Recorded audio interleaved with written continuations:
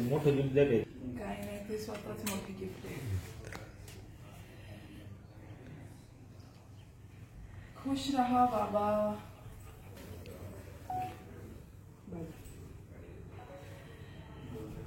घ्यायचं.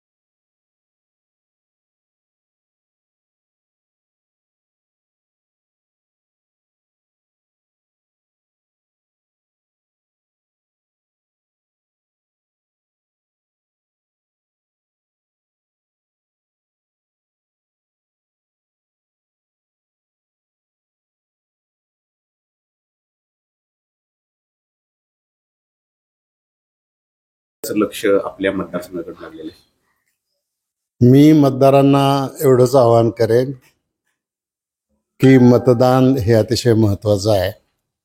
सगळ्यांनी घरातून बाहेर पडावं आणि मतदान करावं. या निवडणुकीत एक उमेदवार म्हणून मी उभा आहे आणि मी केलेल्या विकास कामाच्या जोरावर यावेळेला पुन्हा एकदा आपल्याला भविष्यात काम करण्यासाठी निवडून द्यावं ही विनंती. साहेब, राजकारणाच्या पलीकडे जाऊन या मतदारसंघामध्ये आरोप प्रत्यारोप झाले. मात्र या सगळ्या आरोपांना एक बापाची लेक म्हणून पूर्वाताईंनी ज्या पद्धतीने सांगता सभेत भाषण केलं आणि ती मनापासून एक बापासाठी लढत होती, काय भावना होत्या त्यावेळेस? म्हणजे हे मला खरं तर अनपेक्षित होतं, कारण तिने माझ्यासमोर कधी असं एवढं मोठं भाषण केलं नव्हतं. पहिल्यांदाच मी ऐकलं. परंतु नुसतं भाषणच नाही तर गेले 4-5 महिने ती रात्रंदिवस या निवडणुकीसाठी काम करते. खरं तर आतापर्यंतच्या निवडणुका आणि या निवडणुकीत थोडीशी कौटुंबिक किनार आपल्याला पाहायला मिळाली. काय अनुभव होता या निवडणुकीचा तुमचा? काय काय तुम्ही अनुभवलं या निवडणुकीमध्ये?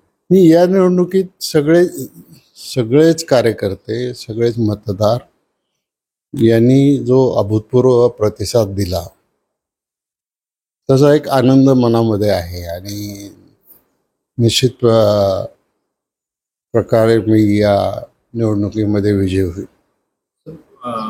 पवार साहेबांना सोडलं याबाबतचं राजकारण झालं. मात्र पवार साहेबांना तुम्ही सोडलं याची खंत पूर्वाताईंनी बोलून दाखवली. मात्र त्यावेळेस एका मुलीला कळलं की बापाने हा जो निर्णय घेतला मतदारांसाठी, तर ह्या मांडणी करत असताना तुमच्या एक वेगळ्या भावना असतील मतदारांपर्यंत, त्या कशा? तिने तिच्या भावना मांडलेल्या आहेत आणि त्या भावना मतदारांच्यापर्यंत पोहोचलेल्या आहेत.